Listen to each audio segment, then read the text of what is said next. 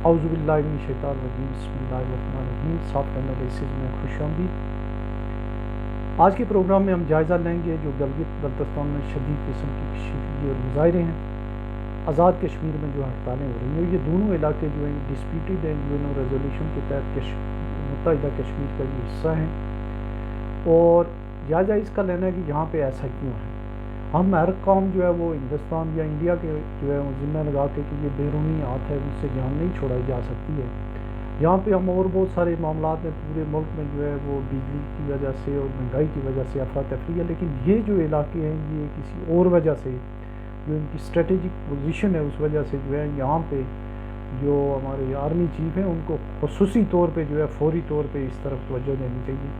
تو پہلے ہم بات کریں گے گلگت بلتستان کی، اور اس کے بعد کریں گے آزاد کشمیر کی، کیونکہ آزاد کشمیر میں بھی جو ہے ہڑتالیں ہو رہی ہیں، اور چند دن پہلے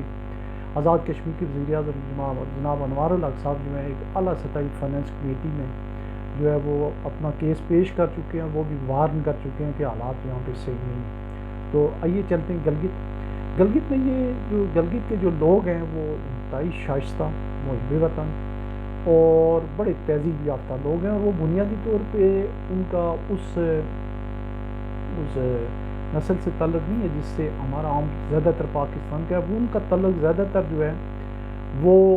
لداخ، تبت، چین یا سینٹرل ایشیائی جو ہیں ان کی جو ہے وہ چینی نسل کے زیادہ تر لوگ ہیں چترال میں اور اس علاقے میں، نہایت ہی نفیس لوگ ہیں۔ البتہ وہاں پہ یہ بدقسمتی ہے کہ جو ہے وہ فرقہ واری کا سلسلہ تو رہا ہے۔ تو یہاں یہ سلسلہ بھی جو شروع ہوا ہے مظاہروں کا، یہ شروع ہوا ہے جناب صحابہ کرام کا جو بل ہے اس کی وجہ سے۔ ایک تو جو صحابہ کرام کی گستاخی کا بل ہے اس کو لے کر کے تو چلیں وہ تو ہوا ہے، لیکن میں ایک اپنی ذاتی تجربہ آپ کو بتاؤں کہ میرے سینکڑوں دوست ہیں اہل تشیع، کب بات چیت بھی ہوتی رہی ہے، بحث بھی، لیکن کبھی کسی نے صحابہ کرام کی شان میں گستاخی نہیں کی، کبھی کسی نے جو ہے ازواج مطہرات میں سے کسی کی شان میں کوئی بات نہیں کی۔ البتہ یہ جب سے سوشل میڈیا آیا تو پتہ چلا ایسے لوگ پاکستان کے میں موجود ہیں، کوئی مختلف جو جن کو ذاکرین کہتے ہیں، کہ وہ تو ٹھیک ٹھاک صحابہ کرام کی شان میں گستاخیاں بھی کرتے ہیں، ازواج مطہرات کو بھی برا بلا کہتے ہیں، اور صحابہ کی اکثریت کو جو ہے وہ کہتے ہیں جی کہ یہ تو مسلمان یا منافقین تھے، نعوذ باللہ من ذالک۔ تو اس کے لیے قانون کی تو بہرحال ضرورت، یا کم از کم جو ہے وہ جو لوگ ہیں، جو بڑے لوگ ہیں، جو صاحب رائے ہیں اہل تشیع کے، وہ کبھی بھی ایسی بات نہیں کرتے ہیں، علماء دین جو ہے ان کو سمجھانا چاہیے۔ لیکن ابھی جو ہوا ہے وہ اس سے بڑھ کے ہو گیا ہے۔ ہوا یہ ہے کہ وہاں پہ کوئی گرفتاریاں ہوئی ہیں کچھ لوگوں نے، تو کچھ لوگ جو ہے سوشل میڈیا پہ ٹھیک ٹھاک جو ہے وہ بڑے جلیل القدر صحابہ کرام کی گستاخیاں کرتے ہیں۔ اس سلسلے میں کچھ گرفتاریاں ہوئی ہیں، اور کچھ ویسے بھی وہاں ریزنٹمنٹ تھی اس بل کے خلاف۔ تو یہ جو وہاں پہ چند دن پہلے وہاں پہ ہوا ہے، وہاں پہ بہت بڑا مظاہرہ ہوا ہے اہل جو ہے شفیقہ جعفریہ بانو کا، اور اس میں اینٹی پاکستان تقریریں کی گئی ہیں، اور یہ کہا گیا کہ اگر نہیں ہے تو ہمیں یہ کرگل والا یہ راستہ چھوڑیں، ہم انڈیا کے ساتھ چلے جائیں گے، ہم جو ہے مطلب یہ کہ انہوں نے آخیر کر دی ہے اس میں، جو یہ جو صاحب آپ دیکھ رہے ہیں اس بندے نے جو ہے وہ نعرے لگوائے ہیں، اس کے علاوہ دوسری جگہوں پہ بھی لگے ہیں۔ تو یہ جو ہے یہ بنیادی طور پہ یہ شاید جو ہے یہ یہاں پہ تھا سکردو میں ہوا ہے، اس کے علاوہ گلگت میں بھی ایسی تقاریر ہوئی ہیں۔ تو اس کے سد باب کے لیے فوری طور پہ جو ہے وہ جو وفاقی حکومت ہے ان کو جو ہے وہ وہاں پہ ان ہونا چاہیے، اور میں کچھ نہ کچھ جو ہے اس کے بارے میں دعویٰ کرنا چاہیے، اہل سنت اور اہل فقہ جعفریہ کے علماء کرام کو وہاں بھیجیں، اور یہ مسئلہ اس کو حل ہونا چاہیے۔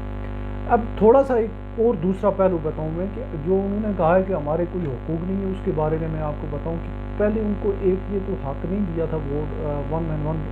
ووٹ کا رائٹ تو نہیں تھا، لیکن اب بھی جو سہولیات گلگت اور بلتستان کے لوگوں کو ہے وہ کہیں بھی نہیں ہے۔ وہاں تنخواہیں پاکستان آزاد کشمیر کی نسبت 1.5 گنا ہیں، قسم قسم کے وہاں پہ الاؤنسز ہیں، 18-20 لاکھ کی ٹوٹل آبادی ہے، 28,000 مربع میل کا علاقہ ہے، اور وہاں پہ جتنے بھی ٹیکسیز ہیں وہ کوئی ٹیکس ہے ہی نہیں ہے۔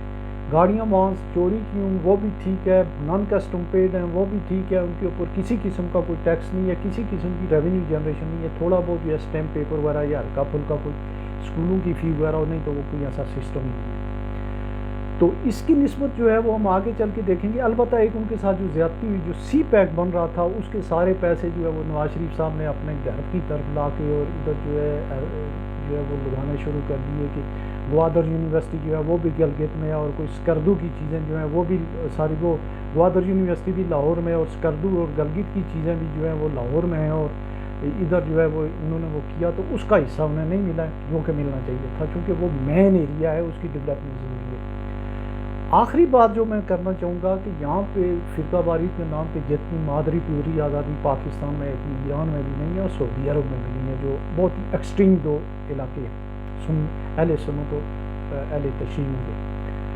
ہمارے یہاں جو ہے ہمارے قائد اعظم محمد علی جناح جو تھے, ان کا خود اسماعیلی جو آغا خانی جو اہل تشیع ہے ان کے اس فرقے سے تعلق تھا, وہ ہمارے بابا قوم ہیں. اس کے علاوہ اگر دیکھیں اسکندر مرزا جو وہ اس فرقے سے تھے ہمارے, اس کے بعد جو ہے ایک بڑے جو جنرل موسیٰ خان جو ہے ساری زندگی جو ہے انہوں نے یہاں ماؤنٹ دلی پاکستان کے عوام پہ, اور یہاں انہوں نے دفن بھی ہونا پسند نہیں کیا, وہ ایران ان کی تدفین ہوئی تھی, وہ 8 سال CNC رہے, آرمی چیف رہے. اس کے بعد جو ہے وہ آگے اگر آپ دیکھیں تو جنرل مشرف صاحب ہمارے آرمی چیف رہے. اس کے بعد جو ہے جنرل مشرف کے علاوہ اگر آپ دیکھیں تو زرداری صاحب ہمارے پریزیڈنٹ رہے.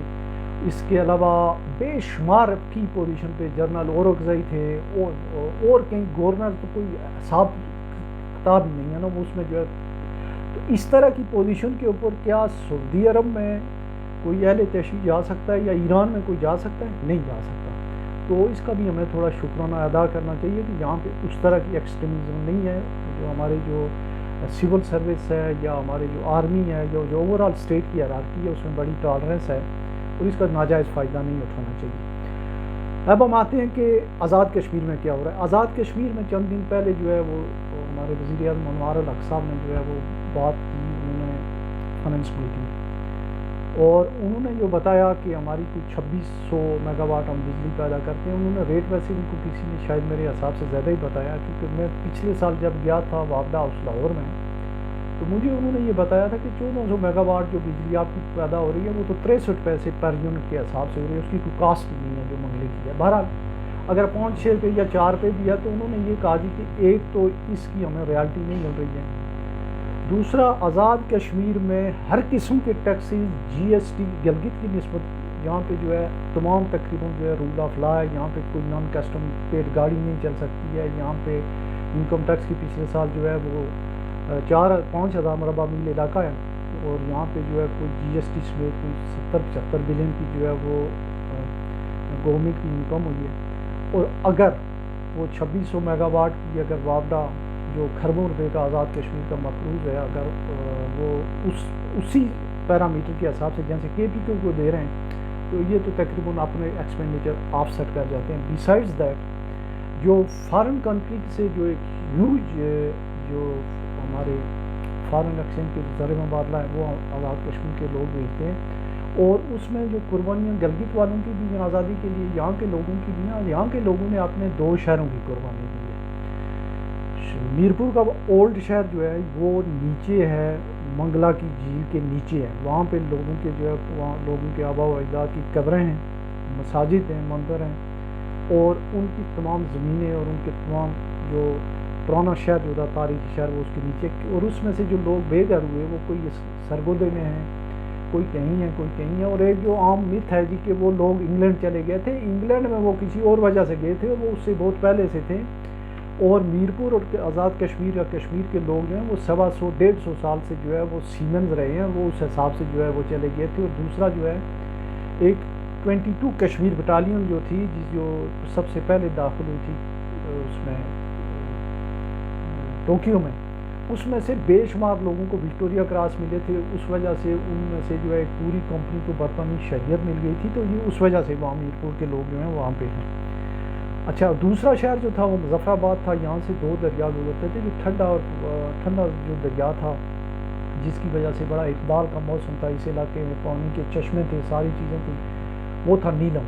نیلم کو جب ڈائیورٹ کیا گیا اور اس میں ایک چائنیز کمپنی اور وابڈا نے جو ہے دونوں نے مل ملا کے بدماشی کی, اور اس کا جو ایس سی آر کے تحت یہاں پلانٹیشن تھی، یہاں پہ جو جتنے بھی کام انہوں نے کرنے تھے ماحولیاتی آلودگی سے بچنے کے لیے وہ کچھ بھی نہیں کیا، اور وہ 966 میگا واٹ بجلی تو پیدا ہو رہی ہے، اور اس شہر کا جو میں خود یہاں رہتا ہوں اس کا ٹیمپریچر منیمم جو ہے وہ 5 درجے جو ہے گرمی میں زیادہ ہو گیا، اور اس کے علاوہ جو ہے جو دریائے نیلم کے ساتھ ساتھ کی جو آبادی ہے وہاں سے چشمے بھی سوکھ گئے، اور جس علاقے سے 56 کلومیٹر کی ٹنل آئی ہے وہاں سے بھی چشمے سوکھ گئے۔ تو اس کے باوجود جو ہے وہ ہمارے جو وزیر اعظم صاحب ہیں انہوں نے یہ کہا، بڑی زبردست بات، انہوں نے کہا کہ شاید میں آخری اس نسل سے ہوں جو پاکستان کے ساتھ محبت کر رہے ہیں، بعد کا میں ذمہ دار نہیں ہوں۔ تو میری جو ارباب اختیار ہیں جو پاکستان میں بیٹھی ہوئی پرٹیکولرلی آرمی چیف یا یہ جو ہمارے جو کیئر ٹیکر گورنمنٹ ہے، ان کو یہ چاہیے کہ ان دونوں علاقوں پہ جو ہے وہ توجہ دیں۔ پورے ملک میں جو ہے وہ پورے ملک میں کی جو ڈیوائزیبل پول سے جو ہے ان کو پیسے مل گئے، لیکن جو 90 ارب ہے، 90 ارب میں سے 70 ارب دیا ہے، 20 ارب ہمارے فائنانس سیکٹری نے نہ صرف یہ کہ پیسے کاٹے بلکہ آزاد کشمیر کے وزیر اعظم کی جو ہے اس کے ساتھ بدتمیزی اور مس بھی کیا ہے، جس کی پرزور جو ہے میں مذمت کرتا ہوں کی جانی چاہیے۔ ایک جو ہے 22ویں گریڈ کا آدمی جو ہے وہ ایک الیکٹڈ وزیر اعظم، اور وہ بھی آزاد کشمیر کے وزیر اعظم کو کہے کہ یہ آپ کے لوگوں کے لیے پیسے نہیں، اور یہ تیسرا مہینہ جا رہا ہے وہ پیسے جو ہے حکومت پاکستان یا فائنانس سیکٹری نے ریلیز نہیں کیے۔ تو ان دونوں علاقوں کی جو عوام ہیں وہ محب وطن ہیں، پرو پاکستانی ہیں، تو ان کو کسی دوسری طرف نہ دھکیلا جائے، اور گلگت بلتستان کو جو ہے فرقہ وارانہ جو ہمانگی ہے اس کو برقرار رکھنے کے لیے وہاں بھی سٹیپس لیے جائیں۔ سی پیک کے جو ان کا حصہ ہے، جو ڈیو رائٹ ہے گلگت کا، وہ ان کا عوام کو دیا جائے، انہیں اس میں جتنا بھی رائٹس ہیں وہاں پہ جو ہے ادارے قائم کیے جائیں۔ یہ نہیں ہے کہ وہاں سے صرف آپ روڈ نکال دیں، وہاں ادارے قائم کریں ان لوگوں کے لیے، اور انہیں ملازمتوں میں بھی حصہ دیں۔ لائک وائز جو ہے وہ وابڈا اور آزاد کشمیر گورنمنٹ کا جو سٹینڈ آف ہے، یہ میرا خیال ہے کہ آج کے دن 3 میں سے 2 جو ڈویژن ہیں، پنچ اور مظفر آباد ڈویژن میں مکمل شٹ ڈاؤن ہے۔ وابڈا کے جو ہے وہ ہماری حکومت پاکستان کے ساتھ اس طرح کا نہیں ہے، جو وابڈا کا جو یہاں پہ ہے ایسٹ انڈیا کمپنی بنی ہوئی ہے، اس کی وجہ سے جو ہے یہاں پہ لوگ جو ہیں وہ سخت نالاں و ناراض ہیں، اور میری گزارش ہے حکومت پاکستان سے کہ ایک تو فنڈ آزاد کشمیر کے ریلیز کیے جائیں، دوسرا 69 سے آن ورڈ جو ریئلٹی ہے جے کے گورنمنٹ کے عوام کی، جنہوں نے اپنا سب سے بڑا شہر قربان کیا تھا، پھر اب مظفر آباد کا ماحولیاتی آلودگی کا بھی برداشت کی انہوں نے، تو وہ جو ہے اس کی ریئلٹی بھی اس حساب سے دی جائے جس سے دوسرے صوبوں کو دی جاتی ہے، پنجاب کو دی جاتی ہے، سندھ کو دی جاتی ہے یا دوسرے، اور آئین کے تحت پہلی جو فرسٹ پرائرٹی کے تحت جو ہے یہاں کے لوگوں کو 400 میگا واٹ اپنی بجلی جو ہے وہ اسی ریٹ کے اوپر استعمال کرنے کی اجازت دی جائے، تاکہ یہ پروپیگنڈا جو ہے کہ یہ انڈیا کی ہے، یہاں پہ کوئی انڈیا نہیں ہے، یہاں پہ انڈیا وغیرہ کچھ بھی نہیں ہے، یہاں لوگوں کو تکلیف، اور گلگت میں بھی لوگوں کے اپنے مسائل ہیں، اور انہیں پراپرلی جو ہے ایڈریس کیا جائے اور انڈرسٹینڈ کیا جائے۔ تو امید ہے کہ یہ آپ کو آج جو اپڈیٹ ہے، ویسے تو آپ نے سن لی ہوگی کیونکہ میرا تعلق اس علاقے سے ہے، گلگت وغیرہ بھی جو ہے وہ ہمارا ہی جو ہے ایک حصہ رہا ہے، ہم کٹھے رہے ہیں کسی زمانے میں کالونیل دور میں، تو اس لیے مجھے وہاں کی بھی جو ہے ڈیموگرافک پوزیشن کا پتہ ہے۔ امید ہے کہ آپ کو یہ آج کا جو پروگرام ہے اس میں کافی چیزیں اپڈیٹ ہوئیں گی، پرٹیکولرلی آزاد کشمیر کے حوالے سے۔ تو اپنا بہت سارا خیال رکھیے گا، اللہ حافظ۔